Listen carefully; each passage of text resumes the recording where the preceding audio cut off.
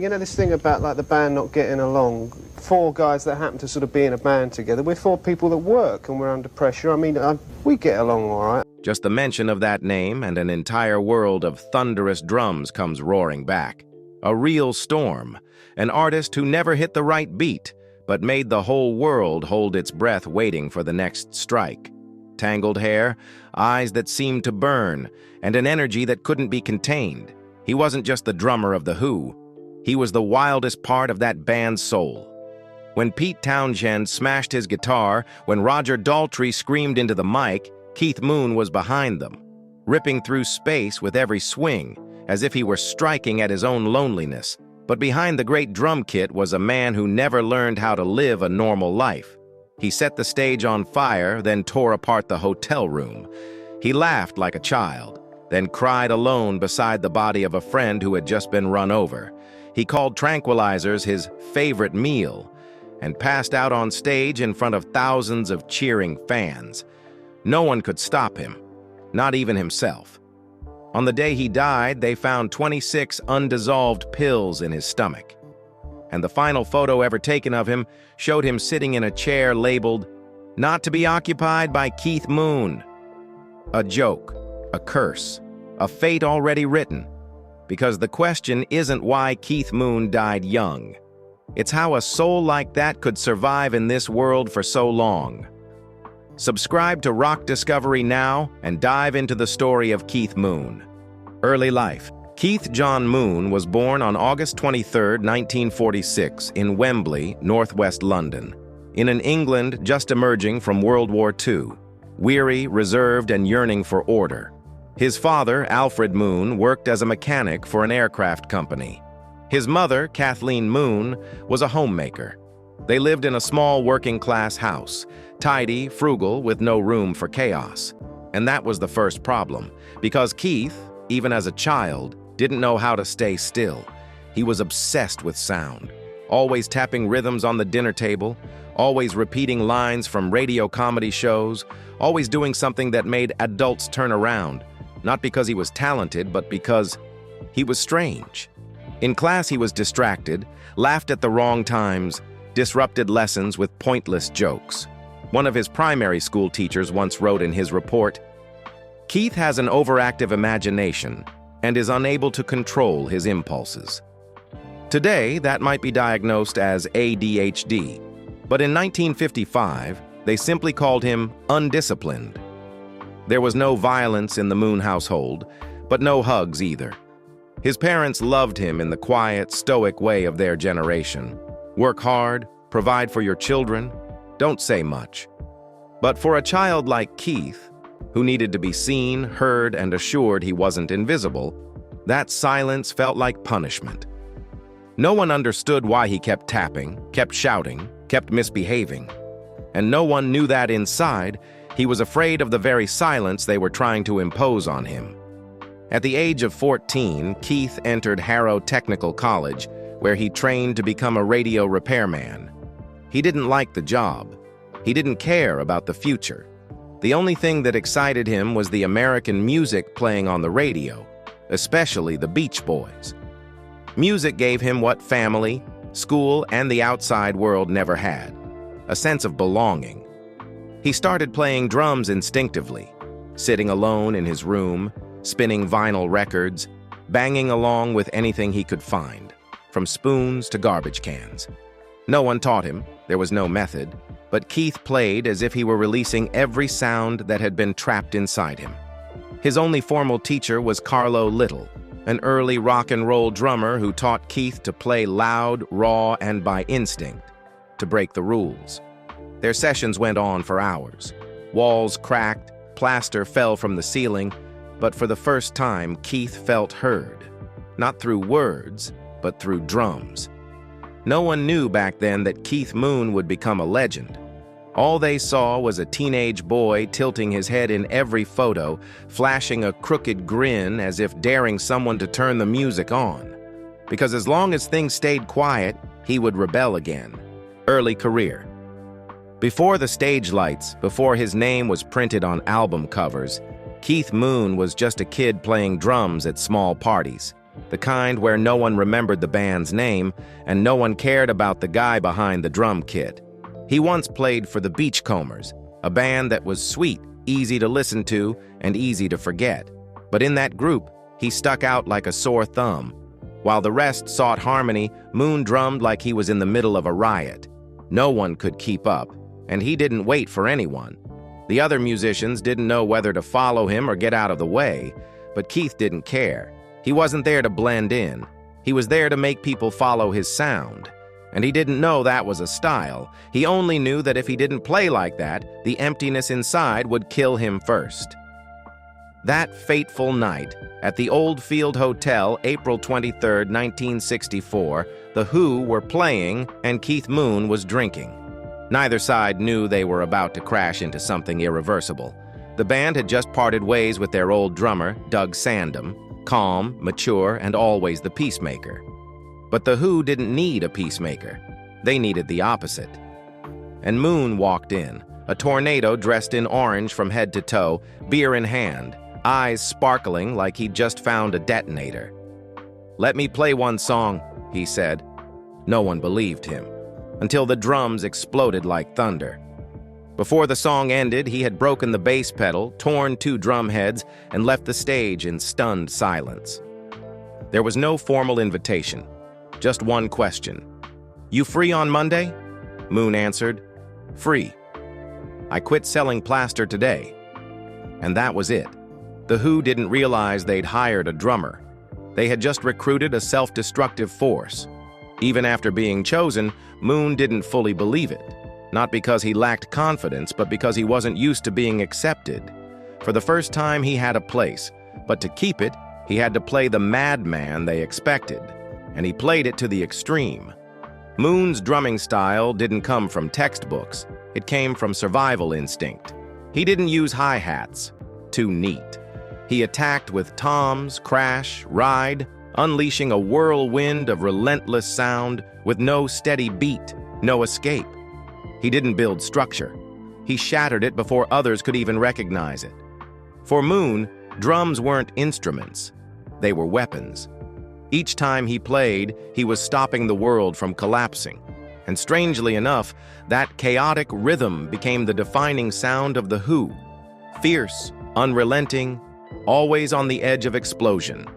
And that was the first paradox in Keith Moon's life. The moment he was recognized was the moment he began to lose control. The moment he was given a place in the rock world, he had to play increasingly insane just to avoid feeling out of place in his own role. Because from now on, silence was no longer an option. Only the drums and the explosions he created could keep him from disappearing. Career success. With The Who, Keith Moon wasn't just the drummer, he was the engine inside a car speeding toward a cliff. And strangely enough, it was the fact that the car always seemed on the verge of falling apart that made people unable to look away. By the mid-1960s, The Who had begun breaking away from conventional R&B. They had Roger Daltrey, whose voice cracked like a whip, Pete Townshend, who smashed guitars on stage, John Entwistle, whose bass rumbled like news from the underworld. But it was Moon, with his drumming always half a beat ahead of the band, who pushed their sound beyond familiar limits. In 1965, their debut album, My Generation, exploded into a music scene that had grown too quiet. But The Who's boldness didn't lie in rebellious lyrics. It was in the way every part of the band seemed to fly off the rails in its own way. In tracks like The Kids Are All Right or Anyway, Anyhow, Anywhere, Moon's drumming didn't keep time. It rushed in, broke apart, cut across, creating a sense of glorious unpredictability. And audiences loved it. They didn't want polish. They wanted to feel like they were standing in the middle of a high-speed crash. Keith Moon gave them exactly that. In the years that followed, Moon's creativity grew in tandem with the band's ambition. When The Who created Tommy, 1969, a rock opera about a deaf, blind, and mute boy who becomes a messiah, Moon played as if he were narrating the story through drums. Every character had its own rhythm. Every scene change felt like a shift in identity. And Moon, without a single line of dialogue, became the silent soul of the entire narrative. Not long after, The Who conquered America. Bigger stages, larger crowds, and Moon, true to his nature, became even more explosive. In 1967, during a performance on the Smothers Brothers Comedy Hour, he secretly stuffed real explosives into his drum kit. When My Generation ended, the kit blew up, causing a shockwave so intense it left Pete Townshend with permanent hearing damage. The band was stunned. The producers were furious. Moon laughed. To him, it was just another part of the sound the audience deserved. What's remarkable is that within all that chaos, Keith Moon increasingly came to be seen not as a supporting member, but as a star. In an industry where drummers were usually hidden in the back, Moon became a visual phenomenon, not just to be heard, but to be watched. Audiences didn't just come for Daltrey's voice or Townshend's guitar. They came to see what Moon would do next. Play standing up with his feet, hurl drumsticks like darts, or set his drum kit on fire. Who's Next, 1971, and Quadrophenia, 1973, marked the peak of merging technology with emotion. As The Who's sound became increasingly refined with synthesizers and studio engineering, Moon remained defiantly raw. Rather than be swallowed by machines, he drummed like he was fighting back, preserving the human heartbeat at the band's core. By The Who by Numbers, 1975, the band was showing signs of fatigue, both creatively and personally. But Moon still played as if there were no tomorrow. He didn't know how to hold back. He didn't want to. Because he understood one thing: if he stopped, The Who would no longer be The Who. In 1978, they entered the studio to record Who Are You?, an album that clearly reflected the tension between past and present. Music had changed. Punk was rising. Classic rock was starting to feel outdated. But on Who Are You?, Moon roared one last time. Every song he played sounded like a plea to keep rock alive. The last photo ever taken of him backstage during that album shows him leaning on a chair labeled "Not to be occupied by Keith Moon." A joke, a bad omen, a truth no one dared to face. He was no longer as fast, no longer precise, but every hit still carried all the life he had left. And that's what made Keith Moon different. While the rest of the music world was learning to play drums the right way, he was still clinging to instinct, even if only barely. For Keith Moon, greatness wasn't about big stages or millions of records sold. Greatness was the moment he could play drums without anyone telling him to be quiet. And as long as the drums kept pounding, he still existed. Wild, chaotic, and utterly irreplaceable. Scandals, troubles, rumors. To the audience, Keith Moon was the soul of the party, a reckless rebel, the man who could smash a drum kit on live television and then burst out laughing like a child.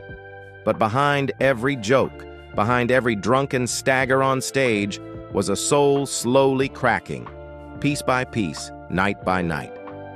The first scandal came early. Moon was the first member of The Who to fall heavily into alcohol, starting as early as 1966, when the band was just rising to fame. But unlike others, he drank to become someone else. When sober, Moon was shy, anxious, uncomfortable around crowds. When drunk, he became an uncontrollable whirlwind, trashing hotel rooms, wrecking cars, spraying liquor on cops, and once even driving a car full of friends straight into a hotel pool, just to see how fun it would be. The press dubbed him Moon the Loon, and he embraced it, a role he never stopped playing. He once packed real explosives into his drums during a 1967 TV performance, injuring Pete Townshend without a hint of regret. In another instance, he ruined the entire stage sound system simply because he thought it was too boring. Banned from hotels, threatened with lawsuits, warned by managers, Moon laughed it all off. But within that laugh, he sank deeper into the illusion that if he ever stopped being crazy, there would be nothing left. In 1970, during a birthday party at Hatfield, tragedy struck. A close friend and assistant, Neil Boland, was run over and killed by Moon's own Bentley. Moon had been trying to escape an aggressive, drunken crowd swarming the car. Though it was ruled an accident, the incident left a psychological scar that never healed. Those close to him recalled, from that night on, Moon never truly slept again. He drank more, and he began abusing pills, not to get high, but to forget. By the mid-70s, Moon's behavior shifted from wild to dangerous. He could erupt in rage without warning, smash things backstage, or scream at night, convinced someone was trying to kill him. People said he would sit crying alone in hotel rooms just from remembering Boland's death, then step outside and pretend nothing had happened. It was the kind of pain only he carried, untouchable by friends, the press, or the fans. His only solo album, Two Sides of the Moon, 1975, became a strange testament to his inner disorientation. Instead of showcasing drums, his greatest talent, Moon wanted to sing, to do something different. But the album was a mess, expensive, chaotic, and ripped apart by critics. It revealed a man trying to escape the shadow he'd created, with no idea where to go next. In his final years, Moon did seek medical help, but never stuck to treatment long enough. He tried to quit drinking, then relapsed. Tried to wean off tranquilizers, then took more to ease the insomnia caused by withdrawal. That vicious cycle left his loved ones helpless. Pete Townshend once described Moon as an artist trapped inside the body of a clown, and the clown never let the artist cry. No one ever taught Moon how to grow up. No one showed him how to love himself. And while the world only wanted him to keep being crazy for their entertainment, no one noticed that Keith Moon was really just a lonely child, sitting behind the drums, playing himself to exhaustion, hoping someone would turn around and ask, "Are you okay?" But no one ever did. Personal life. When the stage lights went out, Keith Moon didn't know where to go. He wasn't good at being alone, but he didn't know how to stay with anyone for too long either. Like his relentless drumming, his love was intense, sudden, and often left wreckage behind. In 1966, at age 20, Moon married Kim Kerrigan, a young, beautiful English girl just 17 at the time. The marriage began like a youthful rush. They had a daughter together, Mandy Moon, that same year, 1966, the year My Generation took The Who to the top. But as his career soared, his private life quickly spiraled into chaos. Moon was never ready to be a husband, let alone a father. During their years together, Kim endured many of Moon's uncontrollable outbursts, especially when he was drunk. It's said that he once smashed furniture in a jealous rage, even throwing things out the window just because he suspected his wife was talking to another man. Kim endured it all in silence, until she couldn't anymore. In 1973, she left Moon, taking their daughter and moving to Los Angeles. It was a turning point that sent Moon into an unstoppable downward spiral. He lost his family, and never truly forgave himself for it. After Kim, Moon had a few brief relationships, but none that lasted. He was romantically involved with Annette Walter Lax, a Swedish model, during the final years of his life. Annette never left him, even as she watched him stumble home night after night in a daze. She was the one who discovered Moon dead in bed on the morning of September 7, 1978, the last person by his side, yet unable to keep him in this world. With his daughter Mandy, Moon was a distant father. Their rare encounters were often clouded by alcohol and awkward silence. Mandy grew up knowing her father as a rock legend, but also as a fragile, wounded man who frequently disappeared from her life. After his death, Mandy spoke little about him. She chose to live quietly, as if to balance out all the things her father had been unable to be. Perhaps the most heartbreaking thing in Keith Moon's life wasn't how many hotels he destroyed or how much he drank. but the fact that he couldn't hold on to the people he loved, not because they lacked patience, but because he wasn't whole enough to love them properly. In the loud and dazzling world of rock and roll, Moon was a blazing fire. But the brighter he burned, the more he consumed himself. And in the end, in that small flat in Mayfair, all that was left was a man quietly slipping away, eyes never getting the chance to say he was sorry. A quiet death. No one ever taught Keith Moon how to hold on to the people he loved. And no one taught him how to hold on to himself. As relationships slowly left him, as friends watched helplessly while he spiraled further away, only the drums remained as something he could cling to, until even that could no longer save him from himself. On September 6, 1978, Keith Moon and his girlfriend Annette Walter Lax attended a private screening of The Buddy Holly Story, hosted by Paul McCartney. In the screening room, Moon behaved with an unusual calm. No yelling, no antics. Some close friends even said he looked like he was trying to act normal. But there was something in his eyes, tired, distant, as if he had already let go. In the early morning hours of the next day, Keith Moon died in his sleep at flat number 12, 4th floor, Mayfair Court, London. He was 32, the same age that John Bonham, Karen Carpenter, and Jim Morrison also failed to outlive. Beside the bed was a bottle of Heminevrin, a sedative prescribed to treat alcohol withdrawal, given by his doctor. The coroner's report later confirmed Moon had taken 32 pills, even though the recommended dose was just 1 to 2 per day. There were no signs of suicide, no farewell note, and no family member by his side. The official cause of death? Accidental overdose? But to those who truly knew Keith Moon, it wasn't just an accident. It was the consequence of years spent living as if tomorrow didn't exist. It was an ending Moon himself had predicted, joking, or perhaps warning more than once. I won't make it past 34. There's a haunting irony.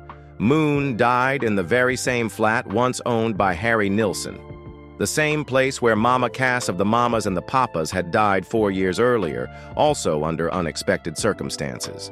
That apartment had long been considered cursed by friends. Pete Townshend later recalled, "I told Keith not to stay there, but he didn't listen, or didn't want to."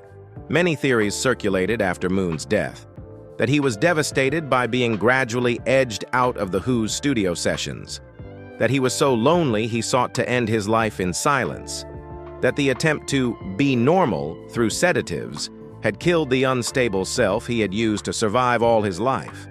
Some journalists even suggested Moon was severely depressed and took an intentional overdose, but no one dared to confirm it. Pete Townshend didn't attend the funeral. Roger Daltrey cried quietly. John Entwistle lost all interest in touring, and millions of fans, the same ones who had once screamed as Moon destroyed drum kits on stage, suddenly fell silent. No one quite knew how to mourn someone who had always hidden from himself.